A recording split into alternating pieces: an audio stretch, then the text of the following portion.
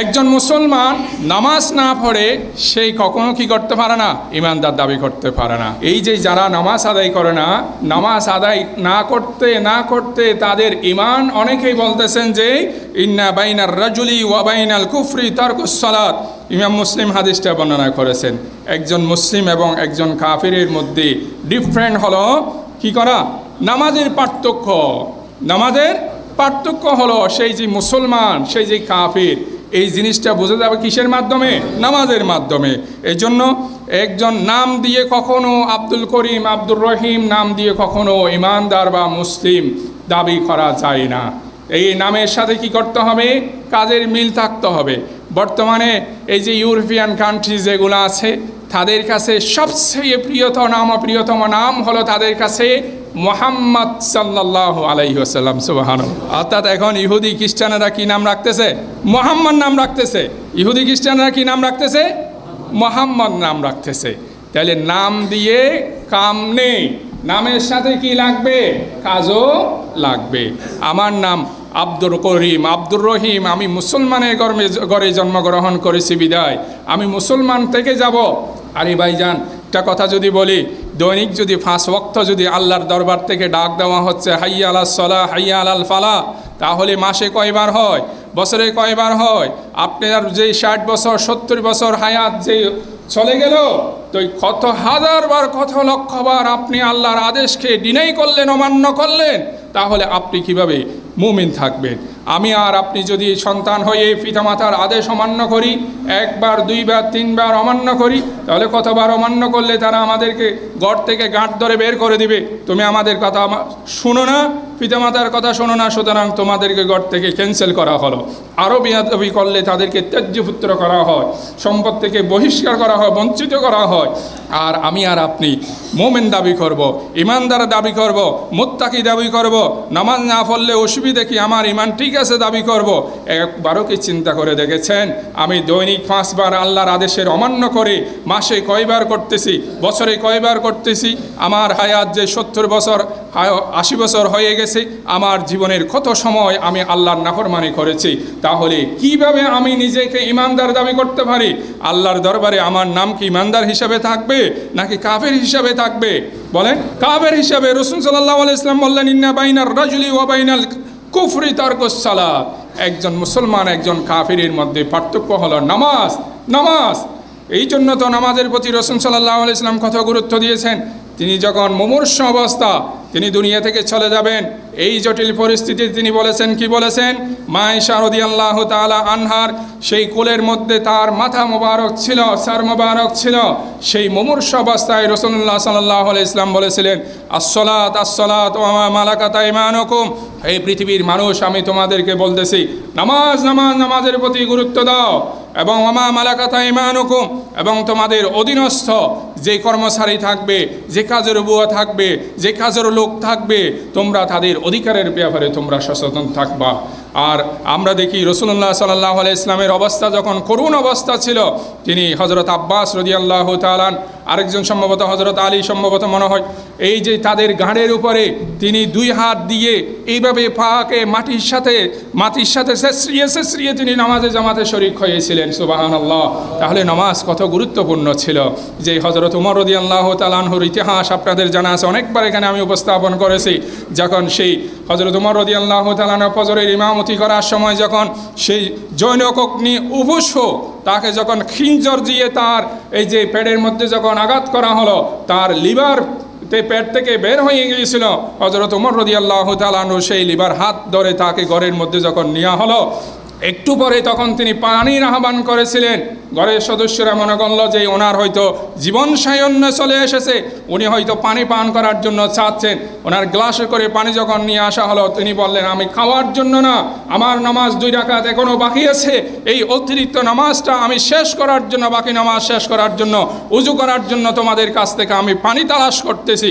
তাহলে ওমর রাদিয়াল্লাহু তাআলা আনহু ইসলামের দ্বিতীয় খলিফা, উনি নামাজের কত গুরুত্ব, তিনি চলে যাচ্ছেন দুনিয়া থেকে, তিনি কিছু নামাজ বাকি ছিল সেই নামাজ পড়ার জন্য মৃত্যুর আগে পর্যন্ত তিনি কিভাবে উদ্গ্রীব ছিলেন, আগ্রহী ছিলেন।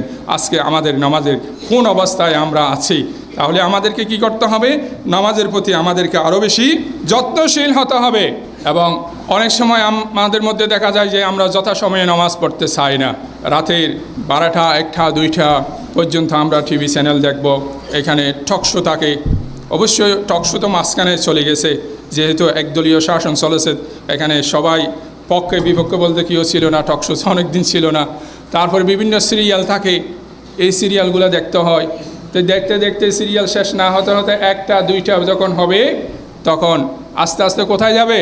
বিছানায় যাবে। তো ঘুম থেকে উঠবে কয়টায়? 8টায় উঠে ব্রাশ করে গোসল টোসল করে ফজরের নামাজ পড়বে। ফতোয়া খুঁজে, হুজুর আমি তো রাতে ঘুম থেকে উঠতে পারি না, আমি ফজরের নামাজ 8টায়, 8:30, 9টায় যদি পড়ি তাহলে আমার নামাজ হবে কি না? এরকম আল্লাহর বান্দা মনে হয় নাই, পৃথিবীতে নাই। মনে কষ্ট নিচ্ছে মনে হয় আপনারা। কাউকে মনে আঘাত দেওয়ার জন্য বলতেছি না, আমাদের মধ্যে ফিলিংস তৈরি হওয়ার জন্য কেন আমরা এরকম হয়ে যাচ্ছি সেটার জন্য বলা। কারণ কে 8টায় নামাজ পড়ে আমাকে কেউ বলো নাই এখানে, আমি জানিও না, যেটা বাস্তবতা সেটা বলতেছি। অথচ আল্লাহ কোরআনের মধ্যে কি বলেছেন? ইন্নাস সালাতা কানাত আলাল মুমিনিনা কিতাবাম মাওকুতা। নিশ্চয় মানুষের উপর নামাজকে ফরজ করা হয়েছে নির্দিষ্ট সময়ে। সূরা নিসার 103 নম্বর আয়াতের মধ্যে নামাজের যে ফরজগুলো রয়েছে সেখানে একটা ফরজ হলো কি? ওয়াক্তমতো নামাজ পড়া। ওয়াক্তমতো নামাজ পড়া। আল্লাহ কোরআনে বলতেছেন তোমাকে ফজরের নামাজ পড়তে হবে সূর্য উদিত হওয়ার পূর্বে। তুমি সেই জায়গায় যদি সেই সময় আল্লাহর দেওয়া বেঁধে দেওয়া সময়, রাসূল সাল্লাল্লাহু আলাইহি ওয়াসাল্লামের নির্দিষ্ট করা দেওয়া সময়, সেই সময়কে যদি আমি যদি পরিবর্তন করে প্রতিদিনের জন্য যদি সকাল 8টায় 9টায় যদি আমি নামাজের জন্য টাইমকে যদি নির্ধারণ করে নিই, তাহলে এই নামাজ কি কখনো হবে? কখনো কবুল হবে? এই নামাজ তো সেই নামাজ, একটু আগে যে বললাম ফেরেশতারা মুখে চুটে মেরে এই ফেরেশতারা লানত দিতে দিতে পালিয়ে যায়, এই নামাজ তো সেই রকম নামাজ হবে। হ্যাঁ, আপনি দিনের মধ্যে অনেক কাজ করেছেন, শরীর টায়ার্ড হয়ে গেছে, ক্লান্ত হয়ে গেছে, আপনি রিংটোন দিলেন, সব কিছু দিলেন, কিন্তু আপনি কোনোভাবে ঘুম থেকে উঠতে পারেন নাই। হয়তো মাসে একবার, 6 মাসে একবার, বছরে একবার, এটা হতেই পারে। যদি এই ধরনের হয় তখন আপনি যখনই ঘুম ভাঙবে তাড়াতাড়ি তখন আপনি কি করবেন? উজু করে আপনি নামাজটা আদায় করে নেবেন। এই ক্ষেত্রে এটা হলো আপনার জন্য মাপ, এটা হলো উজর। এই উজর শরীয়তের মধ্যে গ্রহণযোগ্য। কোনো ধরনের উজর ব্যতীত আপনি রং তামাশা করার জন্য, স্ত্রীর সাথে বসে ওইখানে ফিল্ম দেখার জন্য রাতে 2টা 1:30 পর্যন্ত আপনি ওইখানে ফিল্ম দেখবেন, আর সকালে 8টা 9টায় উঠে ঘুম থেকে উঠে নামাজ আদায় করবেন, এই নামাজ কখনো কবুল হবে না। এগুলো হলো বিদা চেষ্টা, এইগুলো হলো বিদা চেষ্টা। আমাদেরকে যথাসময়ে নামাজ কি করতে হবে? পড়তে হবে। এই সালাতের প্রতি আমাদের উদাসীনতার কারণ কি?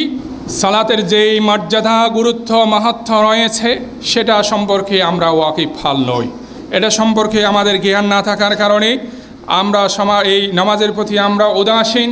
আর বিশেষ করে এই নামাজের মধ্যে যেই কেরাতগুলো পড়া হচ্ছে, এই কেরাতের অর্থ বুঝি না বিদায় আমরা নামাজে মজা পাই না। আপনি দেখেন সৌদি আরবের ইমাম সাহেব, মক্কা মদিনার হারামাইন শরীফাইনের ইমাম সাহেব যারা আছেন, তারা নামাজের কেরাত পড়ার সময় তারা নিজেরা কেঁদে দেন, আর মুসল্লিরাও হু হু করে কেঁদে দেন। কারণ তারা কি বুঝেন? এই নামাজের এই যে কেরাত, কোরআনের আয়াতগুলার অর্থ বোঝেন। এই অর্থ বোঝার কারণে যেমন রাসূলুল্লাহ সাল্লাল্লাহু আলাইহি ওয়াসাল্লাম একদিন ইমামতি করতেছেন, সাহাবায়ে কেরাম বলতেছেন আমরা দেখতেছি রাসূলুল্লাহ সাল্লাল্লাহু আলাইহি ওয়াসাল্লাম সেই ইমামতি করা অবস্থায় উনি সামনের দিকে অগ্রসর হয়ে গেলেন কয়েক কদম, আবার কিছুক্ষণ পরে দেখা গেছে উনি পিছনের দিকে সরে আসলেন। নামাজ শেষে রাসূলুল্লাহ সাল্লাল্লাহু আলাইহি ওয়াসাল্লাম থেকে জিজ্ঞেস করা হয়েছিল, এই রাসূলুল্লাহ সাল্লাল্লাহু আলাইহি ওয়াসাল্লাম নামাজের মধ্যে আপনি কেন এইভাবে করেছেন? একবার সামনে গেছেন, আর একবার কেন আপনি পিছনে চলে আসলেন? তখন তিনি বলেছিলেন, হে আমার সাহাবায়ে কেরাম, আমি যখন কোরআনের আয়াত তেলাওয়াত করছিলাম, সেখানে যখন জান্নাতের বিবরণ যখন আসলো, তখন আমার সামনে যেন জান্নাতের সেই বাগান উপস্থাপন করা হয়েছে, জান্নাতের ফলমূলগুলো যেন আমার সামনে উপস্থাপন করা হয়েছে। আমি নবী করিম সাল্লাল্লাহু আলাইহি ওয়াসাল্লাম সেই জান্নাতের সেই ফল আহরণ করার জন্য, ধারণ করার জন্য, নেওয়ার জন্য আমি সামনের দিকে অগ্রসর হয়েছি। আবার যখন একটু পরে যখন সেই কোরআন জাহান্নামের আয়াত আসলো, জাহান্নামের বিভীষিকা যে বর্ণনা যখন আসলো, তখন আমি মনে করছিলাম যে আমার সামনে জাহান্নাম উপস্থাপন করা হচ্ছে, জাহান্নামে মনে হয় আমি ঢুকে যাচ্ছি কিনা, সেই বইয়ে আমি পিছনে আমি সরে আসলাম। আল্লাহু আকবার। পেয়ারা হাজিরিন, এই জন্য আমাদেরকে কী করতে হবে? এই অন্ততপক্ষে নামাজের যে গুরুত্বপূর্ণ সূরাগুলো সেগুলো বোঝার জন্য আমাদেরকে চেষ্টা করতে হবে, অর্থ বোঝার জন্য চেষ্টা করতে হবে। আমরা আমাদের জীবনটাকে শাইন করার জন্য, আমরা এই ক্ষণস্থায়ী জীবন আমাদেরকে শাইন করার জন্য, জীবন ক্যারিয়ারকে সুন্দর করার জন্য আমরা জীবনে কত বই পড়ি, কত সাহিত্য, কত উপন্যাস আমরা পড়েছি, কিন্তু এই যে একটা ধর্মীয় গ্রন্থ, যেই গ্রন্থটা আমাদের জীবনের মুক্তির জন্য হুদাল্লিন নাস হুদাল্লিল মুত্তাকিন লিতুখরিজান নাস মিনাজ যুলুমাতি ইলান নূর, এমন কিতাবকে দেওয়া হয়েছে, যেই কিতাব আমাদের জন্য হেদায়েতের দরিয়া হিসেবে দেওয়া হয়েছে। এই কিতাবের মাধ্যমে আমরা জান্নাতে প্রবেশ করতে পারবো, এই কিতাবের মাধ্যমে আমরা জাহান্নাম থেকে মুক্তি পেতে পারবো। সেই কিতাব বোঝার জন্য আমরা একবারও চেষ্টা করি না। অথচ আমাকে ফ্রান্স যেতে হবে, আমাকে আমেরিকা যেতে হবে, আমি ইংলিশ জানি না, আমি চাইনিজ ভাষা জানি না, আমার চাইনার সাথে আমাকে কি করতে হবে? ব্যবসা করতে হবে, ডেভেলপ করতে হবে। তাহলে আমাকে বাধ্য হয়ে আমি চাইনিজ ভাষা শিখতেছি, ফ্রান্স ভাষা শিখতেছি, আমি ইংলিশ ভাষা শিখতেছি। কি জন্য? দুনিয়ার সামান্য হায়াত, সংক্ষিপ্ত ক্ষণস্থায়ী হায়াতের আমার ক্যারিয়ারকে ডেভেলপ করার জন্য, আমার ব্যবসা বাণিজ্য সম্প্রসারিত করার জন্য আমি সেই কাজটা করতে পারি। সম্মানিত উপস্থিতি, এই যে আমাদের দীর্ঘস্থায়ী জীবন, দুনিয়ার জিন্দেগির পরে যে আমাদের অনাদিকাল পর্যন্ত আমাদেরকে জান্নাত অথবা জাহান্নামে থাকতে হবে, এই সেই দীর্ঘস্থায়ী জীবনের জন্য আমাদের কি প্রস্তুতি? যেই কিতাবকে আমাদের হেদায়েতের জরিয়া হিসেবে প্রেরণ করা হয়েছে, সেই কিতাবটা বোঝার জন্য একবারও আমরা চেষ্টা করি না। বছরে যখন রমজান মাস আসে, কোনো রকম একটু কুলে আমরা কিছু দেখে দেখে পড়ার জন্য চেষ্টা করি, এরপরে রমজান মাস চলে যাওয়ার পরে এই কোরআন জুরদান সহ আবার তাকের মধ্যে রাখা হবে, পুরা বছর এখানে খোলার সুযোগ নেই। ঠিক কিনা বলেন? ঠিক তাই যদি হয়ে থাকে, তাহলে আমাদের জীবনে সফলতা কীভাবে আসবে? আমরা দেখি আমাদের সন্তান যখন বিদেশ থাকে, অনেক পিতামাতা লেখাপড়া জানেন না, সন্তান যখন বিদেশ থেকে যখন চিঠি দেয়, উনি পড়তে পারেন না, ওনার ঘরের সদস্য সবাই অশিক্ষিত, তাহলে সন্তান এই চিঠিতে কি লিখেছে, তাদের জন্য কি বার্তা, কি শুভ সংবাদ, এটা জানার জন্য যেই আল্লাহর বান্দা লেখাপড়া জানে তার দরবারে হাজির হচ্ছে। অথবা সন্তান যখন কি যাবে মিশর, আল আজহার বিশ্ববিদ্যালয়ে ভর্তি হবে, সন্তান আরবি ভাষায় চিঠি দিয়েছে। আরবি ভাষা তো অধিকাংশ আমাদের সাধারণ মানুষ জানা থাকার কথা নয়, সে আরবি ভাষা বুঝেন না, তখন সেই আরবি ভাষার মধ্যে চিঠিতে সন্তান কি লিখেছে এটা জানার জন্য তার উদ্গ্রীব আগ্রহ, উৎকণ্ঠা কেমন থাকে, আমার সন্তান আমাদের জন্য কি মেসেজ দিয়েছে এটা জানার জন্য চিঠি নিয়ে, যিনি জানেন খতিব সাহেব বলেন, ইমাম সাহেব বলেন, এলাকার মাদ্রাসার প্রিন্সিপাল বলেন, গুরুত্বপূর্ণ আলেম বলেন, ওনাদের কাছে গিয়ে আমরা ধর্ণা দিই যে আমার সন্তান আমার জন্য কি মেসেজ দিয়েছে, এত কষ্ট করে ছেলেকে বিদেশ পাঠিয়েছি, তাহলে এটা যদি থাকে, এই যেই কিতাব আমার জীবনের মুক্তির জন্য পাঠিয়েছে, তাহলে এই কিতাবে আমার জন্য কি মেসেজ দেওয়া হয়েছে, আমরা কেন সেটা একবারও জানার জন্য চেষ্টা করি না?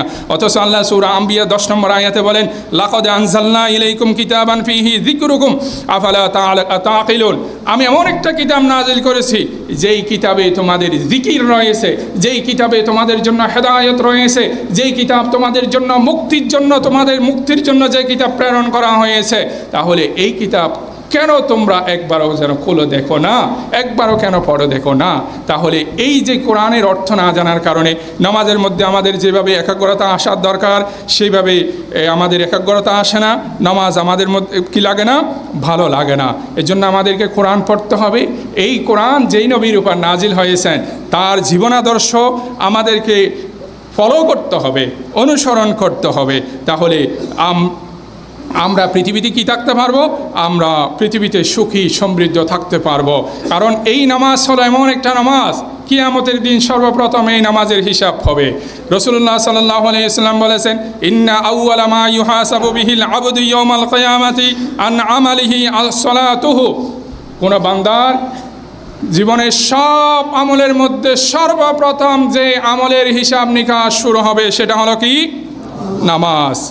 ফাইন সালুহাত কদা আফলাহা ওয়া আনজাহা, আর যেই ব্যক্তির নামাজ সুন্দর হবে, যেই ব্যক্তি নামাজের হিসাব দিতে পারবে, যথাযথভাবে পুঙ্খানুপুঙ্খানুভাবে নামাজের হিসাব বুঝিয়ে দিতে পারবে, রাসূলুল্লাহ সাল্লাল্লাহু আলাইহি ওয়াসাল্লাম বলেছেন, কদা আফলাহা ওয়া আনজাহা, সেই ব্যক্তি সফল হবে, কৃতকার্য হবে। সুবহানাল্লাহ।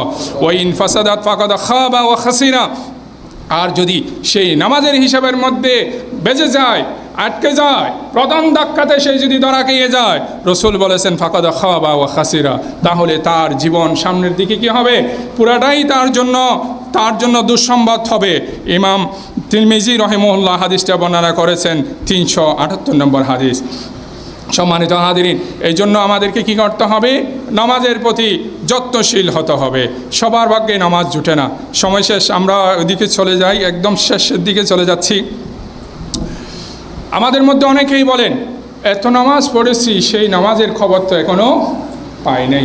অনেক নাফরমান বান্দা আছে, নাই এত বছর নামাজ পড়েছি, তো এই নামাজের কি, নামাজের কোনো ধরনের খবর টবর কিছু পাই নাই। এত দোয়া করি, দোয়া তো কবুল হয় না। কেন দোয়া কবুল হয় না, দোয়া কখন কবুল করতে হবে, এই সম্পর্কে কয়েকটা কথা বলে শেষ করে দিচ্ছি ইনশাআল্লাহ। আমরা আল্লাহর দরবারে যখন দোয়া করব, নামাজ পড়ব, তখন কখন দোয়া কবুল করার প্রয়োজন এটা আমাদের চেয়ে আল্লাহ কি জানেন, ভালো জানে। যখন আমার এই দোয়াটা যখন এই মুহূর্তে আমার জন্য দরকার, তখন আল্লাহ তাআলার সাথে সাথে সেই দোয়া কি করেন, কবুল করেন। প্রথম স্তর গেল।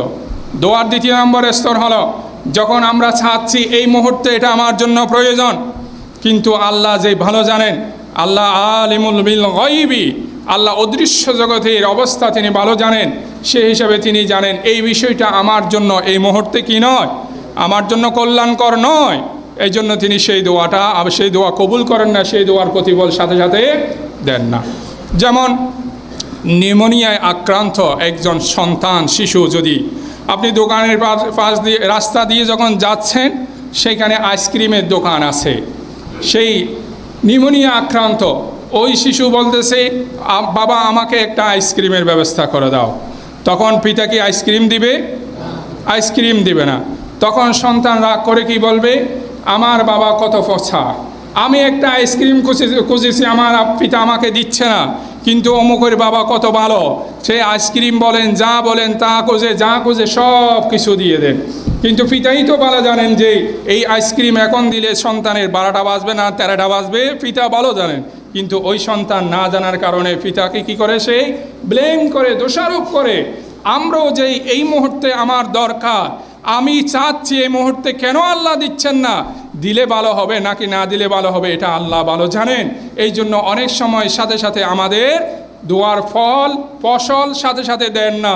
অনেক সময় দেখা যায় আমার 20 বছর সন্তান হয় না, আমি সন্তান আল্লাহর দরবারে কত কান্নাকাটি করেছি, অনেক কিছু করেছি, কিন্তু সন্তান তো পাওয়া যায় নাই।